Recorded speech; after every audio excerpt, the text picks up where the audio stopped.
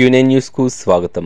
నిజామాబాద్ జిల్లా కమ్మర్పల్లి మండలం కొనసముందర్ గ్రామంలో ఈరోజు బాల్కొండ ఇన్ఛార్జ్ ముత్యాల సునీల్ రెడ్డి గ్రామ శాఖ కాంగ్రెస్ పార్టీ ఆధ్వర్యంలో గ్రామంలో వడ్డెర కాలనీలో గత కొన్ని సంవత్సరాలుగా నీటి కొరత ఏర్పడడం వలన కాంగ్రెస్ పార్టీ బాల్కొండ ఇన్ఛార్జ్ ముత్యాల సునీల్ రెడ్డి మానవతా దృక్పథంతో చొరవ తీసుకొని నీటి సమస్యను ఏర్పాటు కోసం బోరుబండి ఏర్పాట్లు చేసినందుకు వడ్డెర కాలనీ వాసులు కాంగ్రెస్ ప్రభుత్వానికి మరియు సునీల్ రెడ్డికి రుణపడి ఉంటామని కృతజ్ఞతలు తెలిపారు.